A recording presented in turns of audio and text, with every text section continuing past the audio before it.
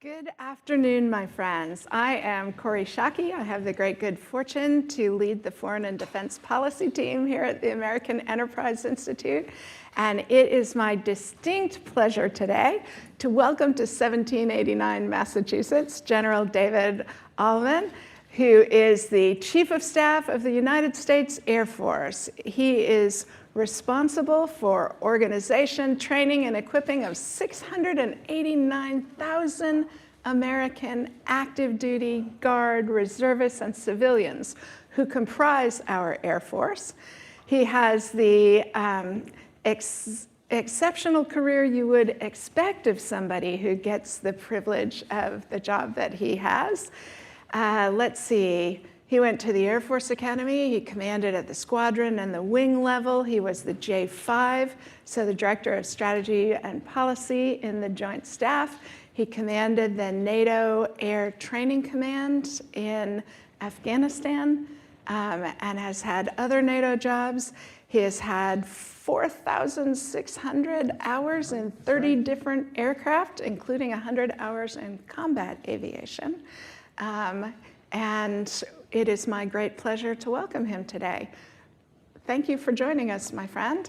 Do you have an opening salvo you'd like to fire? I think every time I hear that, the thing that jumped out at me is the privilege and honor to be the Chief of Staff. And when I hear those things, that every time you get introduced, you sort of sometimes get tired of hearing about yourself, and it just means that you're old.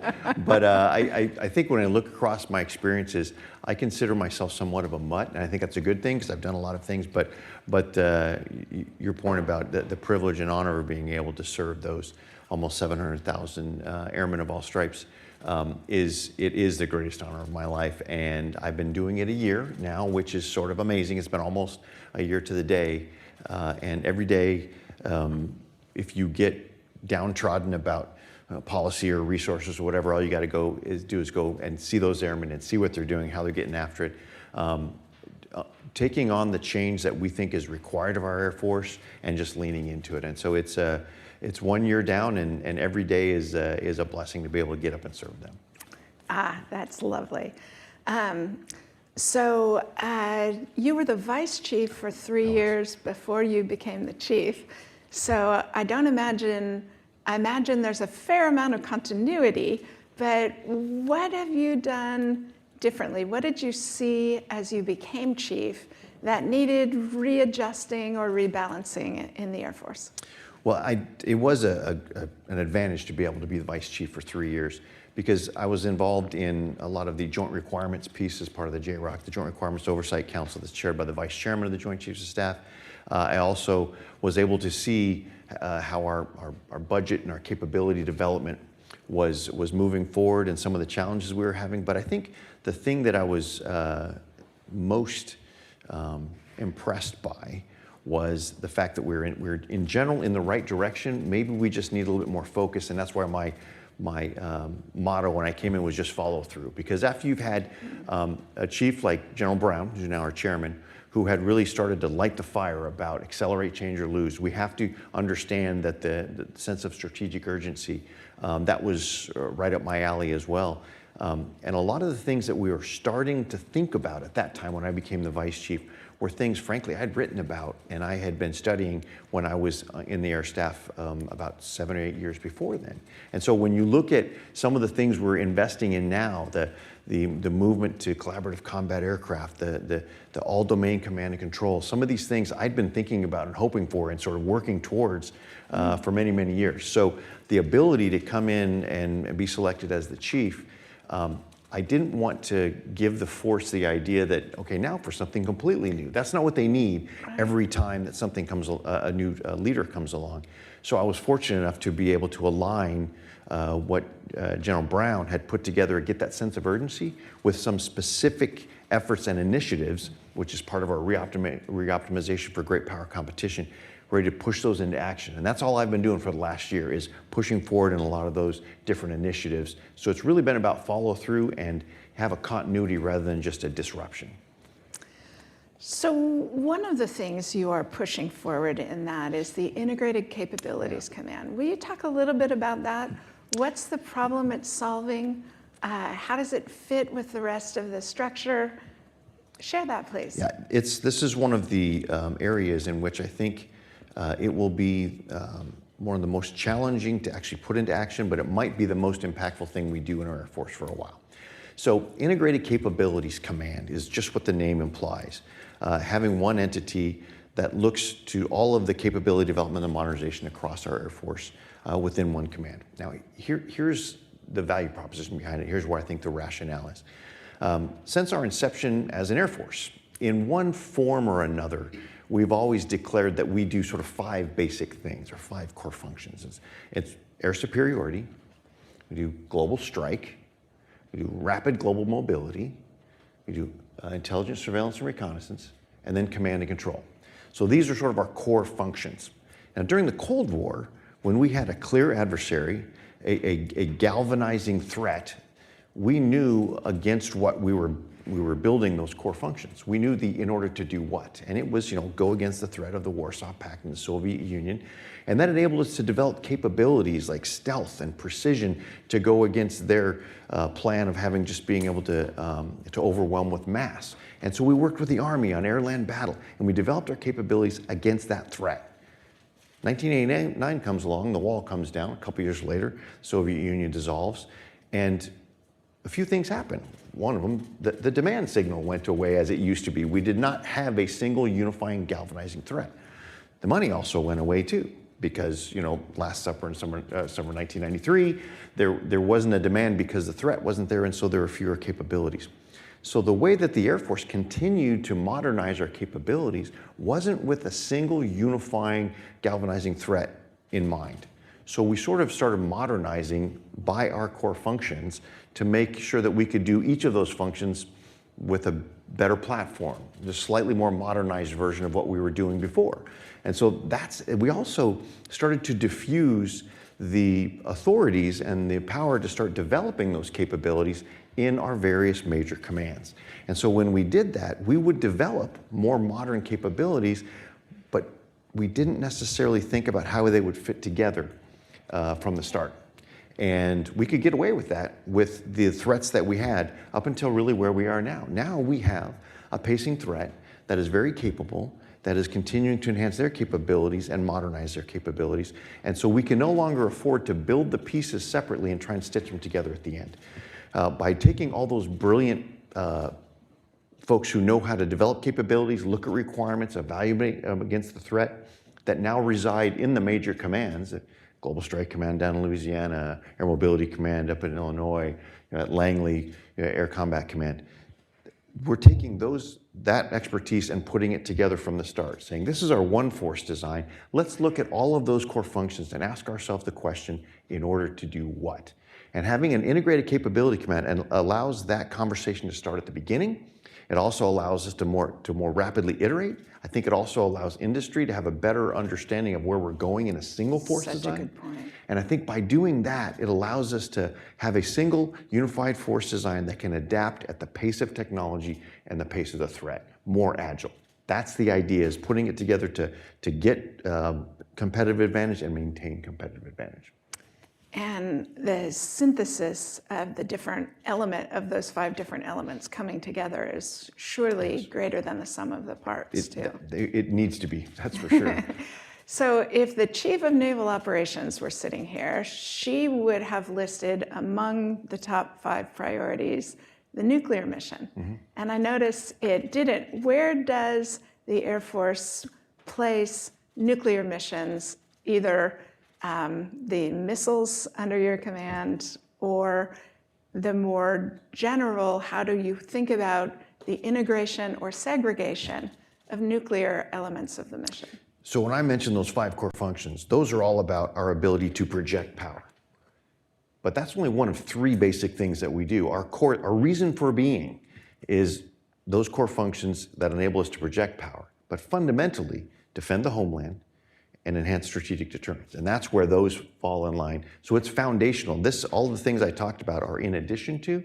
The foundation is the fact that we have a safe, reliable, and effective ground-based and air-based part of the triad, as well as the nuclear command and control communications to be able to support that. So that's the going in. That gets you in the door. Yeah. And if we lose sight of that, then there really isn't as much of a reason to have an Air Force. So that is foundational. So I would agree with Lisa Franchetti as well. We would sit there and say these are foundational to make sure that they're modernized, they're integrated, and they can adapt to a changing environment where we will no longer have, two superpowers that have, a similar scale of capabilities, but now we have a third actor that's rapidly growing, and that becomes an interesting dynamic that we need to put our national nuclear and strategic deterrence thinking against.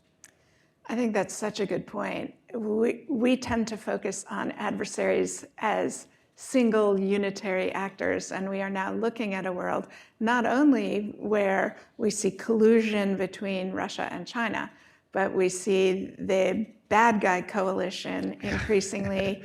And if you start counting nuclear forces, the Chinese, Russian, and North Koreans are a pretty formidable trio even before Iran gets across the threshold. And that does change the dynamic and make the stability or make the decision-making much more complicated. I think that's true, and I think in addition to that, understanding that while it was dangerous and complicated, it wasn't as complex in the Cold War. It's a nice distinction. And that, because you sort of had this level of understanding escalation dynamics and, second strike capability and all those things that went into the graduate level of nuclear deterrence and strategic deterrence that we had in the Cold War. I would say now it requires even more because it's not just additive. It becomes a different level of complexity when you have all the actors, and we need to get back to that graduate level and maintain that graduate level understanding of strategic deterrence. I think that's right. We have had the luxury of not reading Tom Schelling in a couple of decades, That's right. and that time is now over. So one of your wing command was a mobility wing, and it seems like one of the major challenges of the pacing threat that China poses is the sheer mobility of getting things across the big Pacific Ocean. How are you thinking about that challenge? Are you comfortable and confident that we have it handled? If not, what do we need to be doing that we're not yet doing? You're exactly right. The threat in the Indo-Pacific is not only just the tyranny of distance. The tyranny of distance, if it was just the tyranny of distance, then we could handle it with more volume. We'd put more volume, we'd do preposition, we would do those things that would allow us just to get a greater velocity and volume through it in a given period of time. The challenge is not only the tyranny of distance, but it's the contested nature of that distance. And so where we used to be able to fairly uncontested get things to a location where we could provide the capabilities to launch from relatively permissive environments forward into the battle space. That is no longer the case. So the challenge is doubled or tripled by not only having to go the tyranny of distance, but being able to survive and protect the equipment along the way in the beginning of the fight and during the fight. So I think we have it intellectually fairly squared away. We need to have the resources that follow that, and it will be continually challenged. This is not going to be just a single move, counter move, but we're looking at things and how we can enhance prepositioning, and as we maybe increase the survivability of our platforms, increases the survivability of the bases from which we operate, and then in the midst of a conflict, how we get the right equipment to the right place at the right time is not only a matter of protecting it with hardened shelters and maybe camouflage, conceal, and deception, but it's also connectivity, to have that situational awareness to be able to act and react faster than, in this case, the PRC can designate where it wants its next salvo of long-range missiles to attack. So when Admiral Aquilino was the Indo-PACOM commander, as he was walking out the door, he tossed an $11 billion unfunded requirements list across the transom. A lot of that looked to be basing and construction for dispersal. How serious is that part of the challenge? How comfortable are you both in the physical infrastructure, but also the reliance on allied approval for that, for things that a war might require? That's a great point, because those are related, but really two separate and distinct parts of it. As far as the the resources to actually put those capabilities in place. Not only did Admiral Aquilino, like I said, he dropped that $11 billion unfunded list, but Admiral Papara has reiterated the importance of having logistics and this ability to operate in a dispersed environment very high on his priority list as well.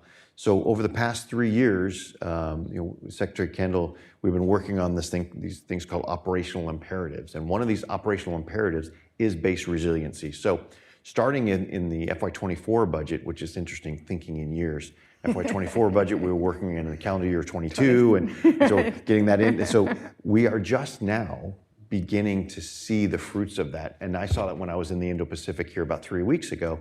We're starting to see some of those resources that have been approved by Congress and we've developed as far as shelters and other capabilities, war reserve material support, and those sort of things are now making their way into theater. I think the bill remains huge because the geography is vast and the threat is growing. So we are making progress on that. I think we'll still have challenges to work in active and passive defenses. All of that becomes, like I said, really graduate level work. Your point is a great one though about that's great, but it's easier to do on Guam and Hawaii and Alaska. But working with allies and partners in the region, I think we're making progress there in understanding what is in the art of the possible, where we have common values, common approaches. I think when I met with my Japanese Air Chief counterpart and my South Korean Air Chief counterpart in this visit a couple weeks ago, to see that those countries are now leaning more into sort of trilateral cooperation shows that there is more of an understanding of the value of allies and partners. And that may be something that the war in Ukraine is teaching a lot of people. The value of having that versus the value of not, or the lack of value of not. And so that piece, I think we're starting to see a better understanding of the value of doing that. And as long as we do that in a respectful way and continuously find common approaches that serve both those nations and ours, I think we're in a great place. Australia is really also very much taking a larger leadership role. We're growing closer to the Philippines, and the Philippines and Japan are growing closer together. So sometimes it's the malign behavior of our adversary that helps us. I was just thinking that exact same thing. It's Chinese aggressiveness and disrespect of the sovereignty of their surrounding neighbors that's actually driving so much increased cooperation. We have partners, they have clients, and that's the difference. I like that distinction. That's a nice way to say it. Anything else you picked up on your trip to the Pacific that changes how you think about the challenges for the Air Force? I want to come back to our airmen, because we were able to, I was there with the Chief Master Sergeant of the Air Force, and so we were traveling together, and we started on the West Coast up at Travis Air Force Base, and then we went out to Hickam and saw an exercise, and went out to Guam, went to Tokyo, went up to the Yokota Air Base, and went into Korea, went to Osan, came back to Alaska. This was all in about 8 days, so I couldn't remember what time of day it was. However, at every place, it was so encouraging to see that our airmen understand. You often wonder, am I speaking in an echo chamber here in DC? Is there a collective understanding and a sense of strategic urgency in the threat? Because I'm not sure, and this is not to impugn anybody or anyone, but I'm not sure that collective awareness is spread across this country, that this is a real and clear and present danger, as they say. But when we went out into the Indo-Pacific and we saw that the airmen they're gripping it, they understand that, and they're really leaning into it. It was so satisfying and energizing, quite frankly. And they're using the language. Every time you change a strategic environment, there's a new lexicon and there's a new terminology. And to see that they're using it organically means that they are gripping it. And they're really understanding it. And that's the thing that was really encouraging when we came back. Oh, that's great. So we at AEI share the judgment that there's not a broad enough public understanding and there's not enough seriousness amongst the Congress in addressing either the timeliness of resources provided to the Defense Department or the magnitude. Mackenzie Eaglin from our team is running a big project to try and move the Overton window on understanding of how demanding the current and potential future threat environment is, and the resources that will be necessary to provide the force capable of comfortably deterring or defeating those challenges. So much more news to come on that. But I want to ask, since you raised airmen, I want to ask, there was a lot of news last year about recruiting challenges. What was the magnitude of the challenge for the Air Force? Have you overcome it? And what did you learn from it? Great question. So I think in the throes of this, we missed our goal, our recruiting goal 1 year. That 1 year we missed the goal. I think there was some reporting today that the Air Force just barely made their goal in 24. The unwritten story about that was in the middle of the year, we had a certain goal. And once we figured out we were going to make that, we added to it. So we just made our upgraded goal. We are actually recovering from that challenge. Now, I don't want to make it sound like we've got it all sorted out, but I think there was a lot of angst and sort of gnashing of teeth about we have a recruiting crisis, and the crisis became the word. I never ascribed to the idea that it was a crisis. We had a challenge that had many aggregating effects. We have the idea of COVID. Even though COVID was over, you have to have an appreciation that the years that our recruiters can get into the high schools and start making those connections, that doesn't manifest itself, the lack of ability to do that, for a couple years. So we were a couple years out of COVID, if you, as they say, before we really noticed the lack of being able to make numbers. That was part of it. And the other part of it was 4% unemployment was surely a part of it. And it still is. Which is great for the country, but it creates a recruiting challenge. And I want to get to that at the end, because that's the enduring part of it. We also looked at some policies that, frankly, we were blessed in the Air Force, never really had many recruiting challenges, as many as some of the other services did. And so some of the other services looked at their policies and they changed them to be more accommodating, to assess Americans in at maybe a slightly lower level, but the standards once you're in the service are all the same. We didn't do that because we didn't have to. So we looked at our policies and said, which of these make sense, which of these don't? That offered an opportunity for more Americans to come into our formation. So doing a few of those things, using more data-driven approaches to our marketing, increasing our recruiting workforce. I think that's one of the reasons why the U.S. Marine Corps does well traditionally, is they really have that. Their ratio of recruiters to Marines is greater, but they have a quicker turnover too. So also, if you look at the General Officer Corps in the Marine Corps, an enormous proportion of them had recruiting duty, and I think that's not true among other services. They do lead as far as the number of general officers who have recruiting experience. But I think, so all of those things I wouldn't call them transactional, I would call them very pragmatic approaches. But what you brought up, the idea of actually having this long-term fixes, is having this intrinsic understanding of the value of being on a winning team. Because if we're only transactional, then we will only be as strong as the economy is weak. And that's no way to be. We can't have that be our Air Force in the future. And that's what transactional nature of bringing folks in does. So what we really need to do, and working very hard with Chief Master Sergeant of the Air Force and our Air Force leaders, is really reinforcing what it means to be on a winning team. So rather than, here's what we will give you if you'll join our company for a little bit, it's, here's what it means to be on a winning team, and here's what we will do this, but you want to be this because this is a team of value, this is a team that will provide you purpose, this is a team that allows you to write the next chapter in your life as part of the Air Force. Those sort of things, those help the propensity and people stay. And it just can't be totally transactional. I think that's what's going to be the key to us sustaining our ability to recruit what we need in the future. It also seems well matched to what seems to motivate 18 to 25-year-olds, which is a yearning for belonging, a yearning for connection, and a yearning for purpose. So I agree that transactional nature of, but we'll pay you a bonus if you enlist, is not, it's not as compelling and attractive. There are some enticements, but those aren't the root causes, and I agree with you.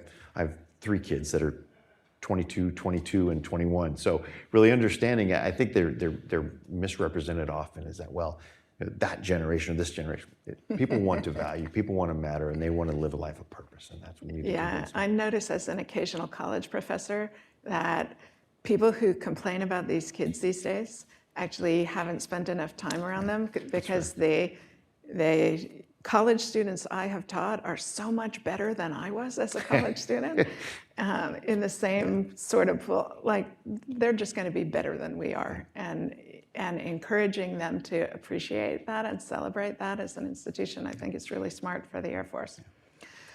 So the Japanese have been an incredibly interesting strategic actor in the Pacific for about 15 years now. And as you were traveling around, you mentioned that South Korea and Japan are doing a lot more cooperation. I noticed the Japanese are also cascading Coast Guard ships, air patrol aircraft, things to their neighbors to assist Vietnam, Malaysia, Indonesia, other countries in the region to improve their capability to protect their sovereignty. How do you see Japan playing? Are we past the era in which Japan's neighbors were deeply distrustful of Japan? How does it feel to you as you go around the region talking to folks? You know, it's really hard to fully comprehend if there's a foundational change, because some of those are decades, centuries old beefs that they've had with each other. But I would say the observation, and maybe it's a statement of the obvious, is the environment is drawing them together to be able to try and seek and more clearly see those things that really bring them together than those that divide them. And so whether that will result in deep and meaningful and maybe some permanent change for the better remains to be seen. But they're clearly, as we were saying previously, clearly it's the behavior of the malign actors in the region that give them cause to perhaps at least set those aside. Now, whether that's permanent or not, I think remains to be seen, but we're certainly seeing some encouraging opportunities because they see that there are sort of the "we're stronger together" thing is true. It's not just a phrase. And so I think that is indicative of willingness to align, because they also understand that doing it alone, you're mismatched in resources, and you can be divided and conquered much easier that way. So I don't know. Again, I don't know if it's sort of the enemy of my enemy sort of thing, or if it's a deep and enduring change. I hope for the latter, but at least the former, we're helping to align against common values. So pulling you back home, the defense nerds of the Foreign and Defense Policy team here, Mackenzie Eaglin, John Ferrari, Elaine McCusker, Zach Cooper, Hal Brands, me, we are all on jihad about continuing resolutions and the damage that they do to our defense ecosystem. Without asking you to comment on a political issue, could you give any examples of where the Air Force has been hindered by, I guess it's, 11 of the last 13 years? Cole Spiller, correct me if I've got that wrong, that we have been operating under continuing resolutions. What has it prevented that the Air Force needs?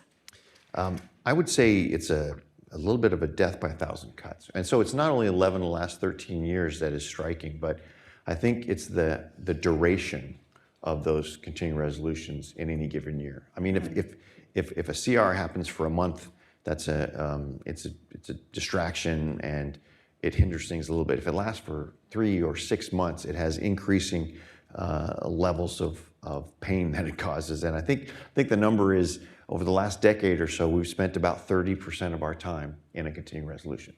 And so one thing that it means is time.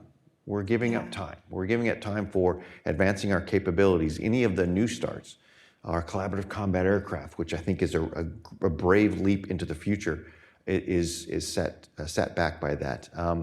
When you have uncertainty about what some of your major accounts are going to be in an appropriation, like weapons system sustainment, that affects the workforce at the depots. If they don't have the clarity about what's going on, then they might walk, and that's expertise we can't afford to go. So some of it is really unseen, but there's a bit here, a bit there, but primarily it takes our ideas and it just slows them down.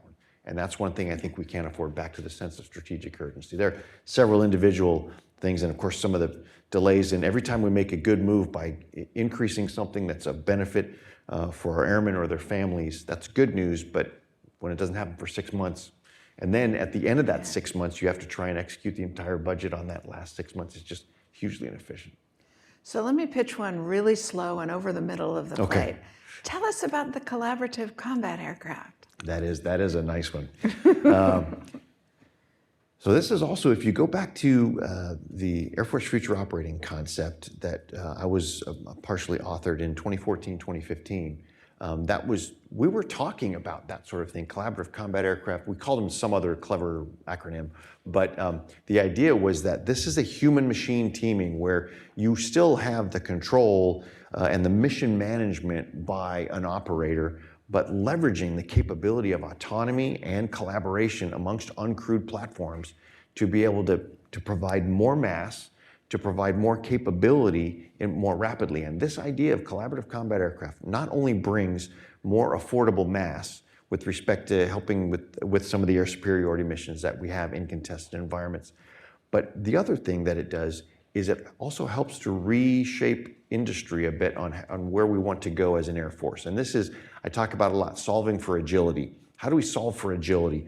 We solve for agility by ensuring that the capabilities that you build, 20th century, built to last, that was a great phrase. But built to adapt is really what we need to have now because technology is moving so fast. The way we're approaching collaborative combat aircraft is being very strict with the requirements and saying we're going to build for speed to ramp, and for the ability to be able to update mission systems and modify as technology offers. So, for example, the collaborative combat aircraft that we had 5 competitors. We've down selected to 2, Anduril and General Atomics, and they already have their prototypes there.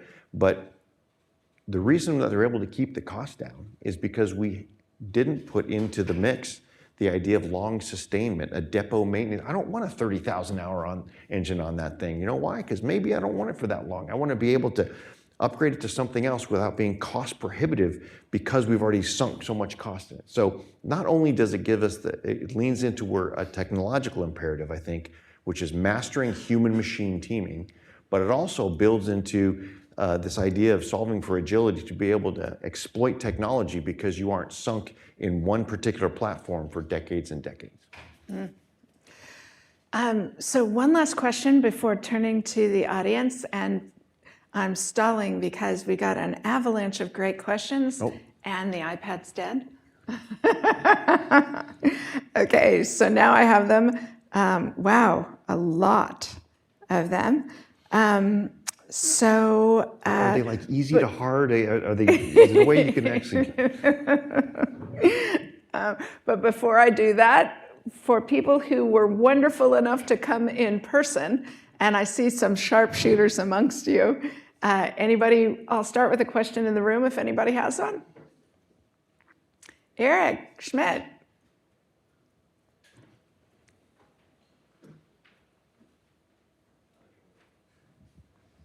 Hi, General Eric Schmidt with the New York Times. Two-part question. Can you describe a little bit to us the U.S. Air Force's assistance to Ukraine and the Ukrainian Air Force? There are now obviously a lot written about the subject of the glide bombs that Russia is attacking them with. What assistance have you given with that and anything else? We haven't heard much about their F-16s in a while too, and kind of assisting that.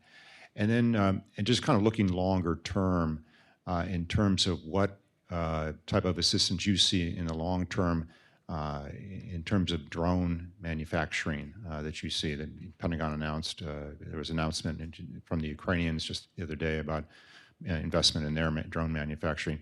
What do you see long term from there, and what lessons have you all derived that you're now applying for the U.S. Air Force? Thanks. So on the first question with respect to the Air Force support to Ukraine, we actually, as part of all of the Joint Force, we are responding to the Secretary of Defense who receives the requests as the President receives requests from Ukraine. Those get filtered into the Joint Force, and each of the services offers up, here's what we believe we can support, and here's the risk attendant with that. And so that continues as far as some of the munitions and capabilities. On the F-16 training, that does continue. And of course, it's not just about F-16 pilot training. There's training for maintainers that goes on. And we are part of a coalition. This is not just the U.S. Air Force, not just the United States, but we are really part of a coalition of largely made up of European nations that are delivering the training. And as you know, some of the F-16s have been delivered. Some, not all, are coming from the U.S. That training continues, and of course they're operating it in accordance with the way that they are doing their joint fight and the way that they're fighting against the Russians, bravely defending their own homeland. And so that continues. The numbers sort of wax and wane between which country offers what. And so as far as the Air Force continuing to support, we will continue to support with the training as long as the President and Secretary ask us to, and we'll continue to support them consistent with our national policy. On the drones and the development of drones, it's interesting because I do get asked this question a lot, and it's really mixed up in both of that. What do you see as the way forward, and what do you see as the threat? I see this proliferation of low-cost, high-volume, swarmable, drone technology. It's interesting because it's a threat and it's an opportunity. So how do we deal with that? Understanding how it's just a capability like anything else, but it's nothing. We haven't seen anything like that integrated into at least high-end air forces. It's become really through the Ukraine war. It's become sort of a new weapon of necessity that's been put in there to some effect. The real question is, how does it scale?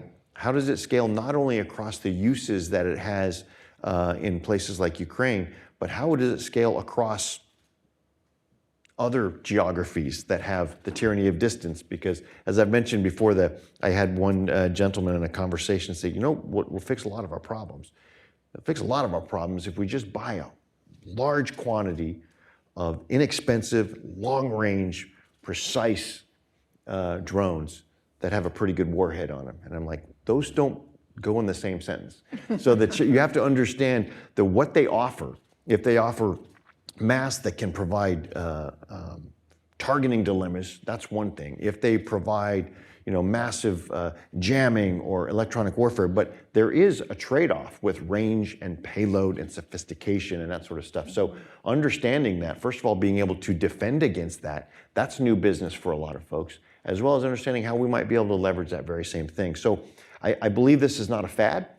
I think because of the low cost of entry, it's something we're going to have to understand not only in defending our bases abroad and at home, but also being able to leverage in the context of a high-low mix of combat, not only ourselves, but with our allies as well. And it'll have supply chain implications too. You guys probably all saw that the Chinese are refusing to permit export of batteries that American drone firms use. So we're all getting an education about supply chains. I have a question from AEI's own Mackenzie Eaglin, which is not a slow pitch over the middle of the plate. As I study the Air Force budget overlook, there's no avoiding the Pac-Man that is strategic forces that eat all other bills of the Air Force, including conventional forces modernization. As the service in charge of two legs of the nuclear triad, do you support the establishment of some special fund for the Air Force and Navy to move triad modernization bills outside the Air Force's so-called regular budget? So I'm going to answer that in a way that doesn't necessarily say yes or no to that. However, I do believe that we often should look at the capabilities that are required to defend the nation and evaluate that in the context of which of those capabilities, which of those domains, which of the force structure are the most relevant. And in this particular case, I'd be failing my job as a chief if I didn't say I think we need more resources. But I think there's evidence to show that this is a real thing, and we have seen that with the Nunn-McCurdy issue that we're working our way through now as an Air Force. But the threat doesn't care whether it's in one service or another service. That's the threat keeps moving forward. Point. And so as we choose as a nation how to respond to that, I think that's up to the decision makers. But I think my job is to continue to make the best case for this is what the Air Force provides. This is our value proposition. And as we mentioned before, while we're talking about all these things about projecting power, defending the homeland and strategic deterrence we don't need, the Air Force needed to ask itself why it exists if we can't do those two things as well as the projecting power. So the ability, the capabilities, and the resources to do that, I think, are as important as anything to the nation. Absolutely. A great question from Nubra Chikaka. Will the American military be able to bridge the gap between our claims and capabilities in a sufficient amount of time for the fight with China when it comes? That is the question of the day. And what I think about every day is it's the risk over time issue. So we understand we need to modernize. We understand we need to maintain readiness because the environment today is still pretty demanding, and our air forces are being called upon across the globe to be able to help support our national defense strategy priorities and our national priorities. So when we look at the risk over time, we need to maintain sufficient readiness to be able to answer the nation's call today. And that's not only in the combat side. When we look at the things that our mobility fleet is actually doing, they're really working hard on being able to support operations around the world. Our ISR fleet is doing the same thing. And so when we look at that, we can put all the money, you hear this a lot, well, we should be ready for pick a date. And we got to be ready by that date. Okay, if you put everything against that date, then what happens the next day? If it doesn't happen, you've lost ground in being able to advance technologically, advance and modernize your capabilities for the future threat. So trying to get that right is very challenging. There's fundamentally two ways you can do it. You can do it by minimizing operational risk. That's what I'd like to do. But what does minimizing operational risk means? It means increasing fiscal risk, which means giving wheelbarrows full of cash to where I can still maintain the readiness of today's fleet and have every bit of money I want to modernize tomorrow. That's one way to do it. I don't know if historically we've ever really done that, absent a clear and present danger crisis. 1940 we did. So there's on the heels of the skies darkening and an awareness, a sense of strategic urgency. The other way is to sort of manage the fiscal risk. And so you have to take and accept operational risk if you're going to manage the fiscal risk. So that's on how we're trying to do that, to manage the overall operational and modernization risk. If we don't get more money, how do we answer that question? And that's the daily challenge that we have, being able to get there and at the same time maintain readiness along the way. That's a great answer, a really educational answer.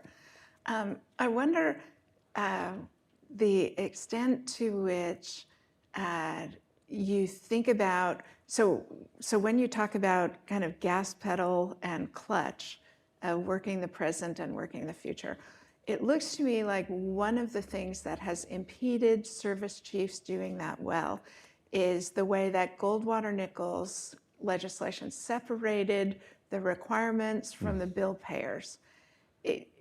How do you think about that balance? Is there a way to recalibrate the authorities that have been segregated?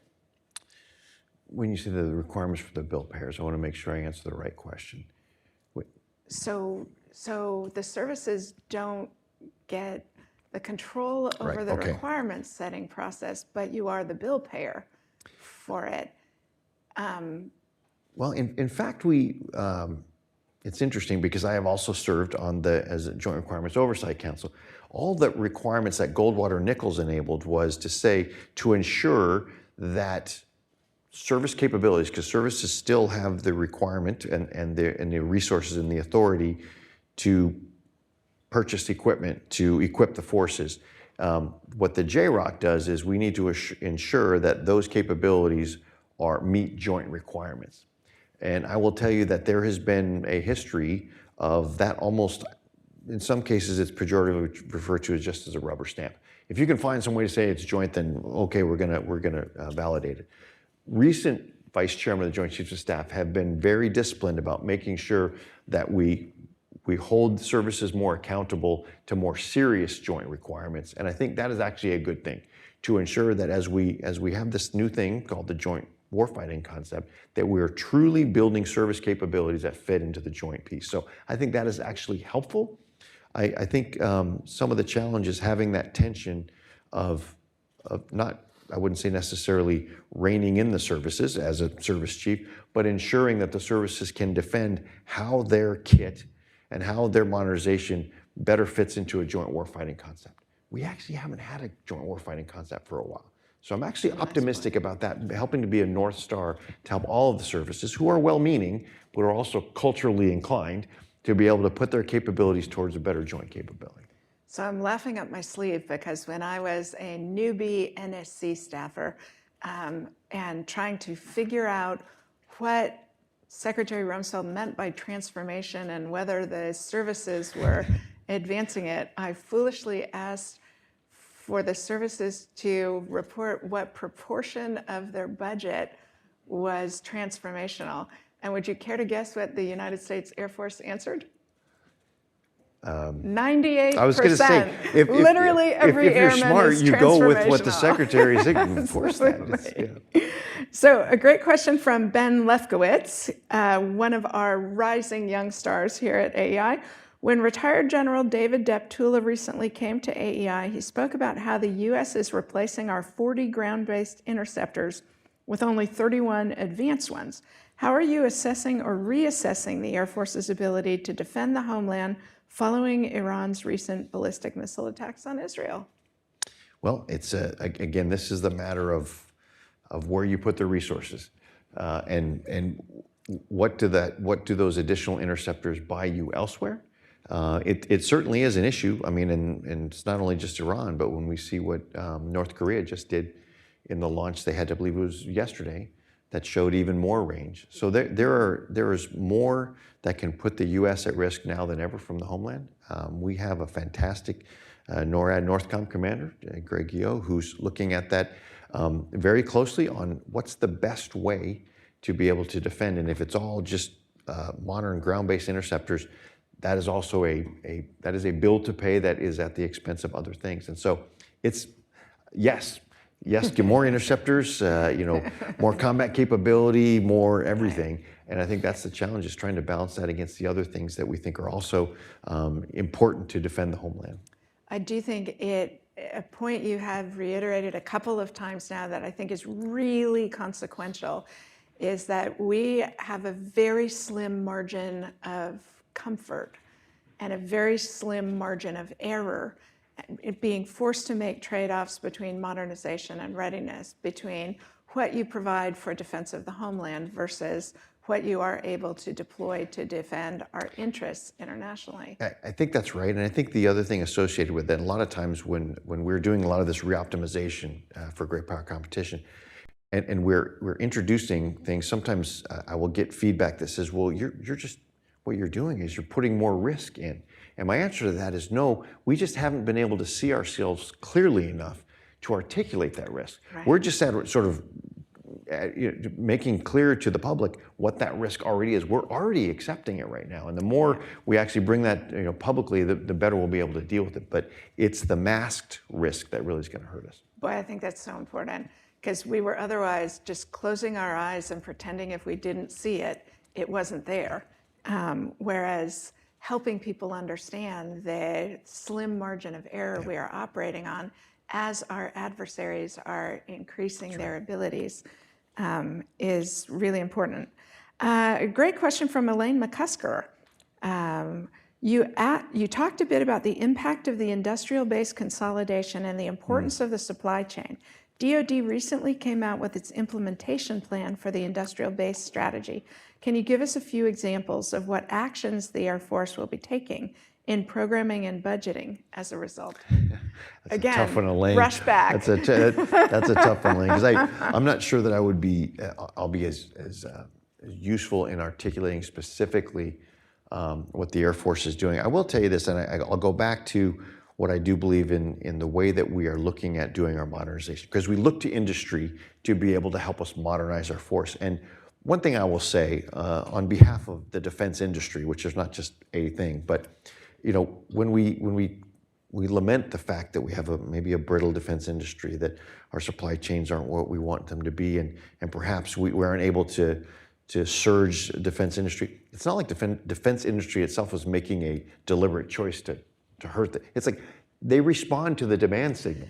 And so that's what it is. So once the proper demand signal is sent in the proper way, I think it will help the defense industry, which is, of course, myriad different pieces of it, to be able to respond according to what the government is asking it to do. And that's why, when I go back to the collaborative combat aircraft example, we want to incentivize design rather than sustainment. Now, there are some things you do want to have. You don't want to build a carrier the last 5 years. It's not going to work. But there are other capabilities that you can leverage technology and more rapidly upgrade if you change the paradigm. And so there are things that we can do and broadcast that to industry as an Air Force. And that's why I think this Integrated Capabilities Command, I'll go back to that. When you have one entity that understands how a given widget or new technology that industry might come and offer, how it fits, and you do that in one command rather than the way it happens now, which is sometimes industry has a good idea. They'll go to one major command. Let's say they go to Langley and they say, this is a pretty good thing. What do you think? And then the rock stars at ACC say, yeah, that's a good idea. And so then industry thinks, okay, I'm going to put some more IRAD dollars into this. They put that money into that, and then it makes it up to the corporate structure. That's the enemy's word, corporate structure in the Air Force. They go, no, that doesn't make the cut. So I think when you have an Integrated Capabilities Command, you are probably more likely to have ideas from industry turn into programs of record, because you don't have to go through all these myriad different decision makers who decide yes or no. So I think there's a more consistent demand signal that we can send to industry, and maybe have the incentivization a little bit differently that can help that become more fluid and more rapid to keep up with technology. Mm-hmm. Did I evade the question well enough? That was very elegant sidestepping. I'm quite impressed. Can I ask you about the way that, so you mentioned that money can solve problems, and I am very much in favor of dumping money on the problem, especially of munitions and weaponry, so that we have a full cupboard, not an empty cupboard. But another way to incentivize industry is to give longer-term contracts. Mm-hmm. How's the Air Force thinking about the balance of that? Where should you be giving longer-term contracts, and on what terms, and where should you not? Well, I think one of the areas that we've been advocating for multi-year procurement is in the munitions area. If there are some things where we know we're low on inventory, we anticipate that. That's why munitions is such a great example. We anticipate that as long as we have the platforms that employ those munitions, as long as those munitions are effective in some capacity across sort of the combat environment, then those are the things, a predictability of that commodity almost, that you want to be able to ensure the predictability is in the system, to be able to produce longer periods of time, maybe cheaper, because that helps out the workforce. Where you perhaps don't want to are areas in where you believe that there is opportunities for rapid and disruptive technology change in the areas of, sort of machine learning, AI algorithm induced things that you may not want to say, yeah, I want this to be a long-term contract for X amount of years, because then you're sort of trapped in that contract. Mm-hmm. A very specific question from George Nicholson. The Air Force has recently implemented a warrant officer program for cyber and information.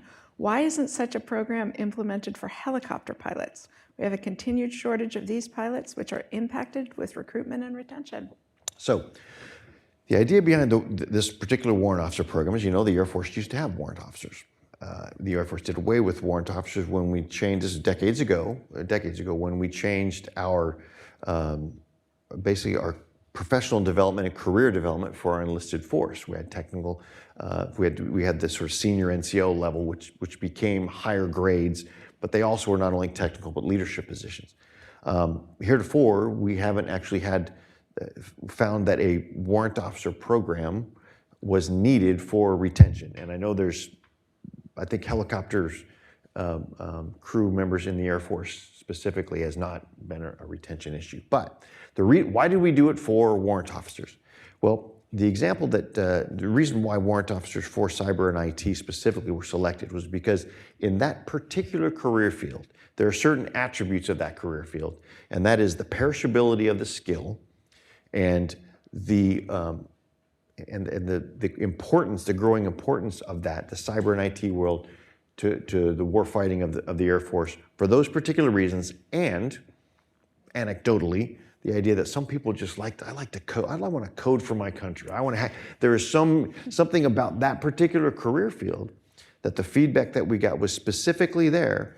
We want to offer a path for people who want to be able to do that, because the punishment, if you will, for departing that particular career field because of the high perishability of it and the need to maintain on the cutting edge. If you go and divert yourself into the professional track and you take, professional development, or you go down a leadership track, coming back into it, it really impacts our operational capability more than in other areas. So those attributes are why in the very narrow cyber and IT field, we're pursuing the warrant officer piece. If there are other career fields where those attributes manifest, then I'm not saying that we wouldn't consider that, but we want to make sure we do it on a really attribute and characteristic based manner, rather than just warrant officer for all my friends. So. Well, all my friends, thank you for making time for this conversation. Won't you join me in thanking General David Allred for all he contributes to the safety and prosperity of our country? Thanks. Thanks.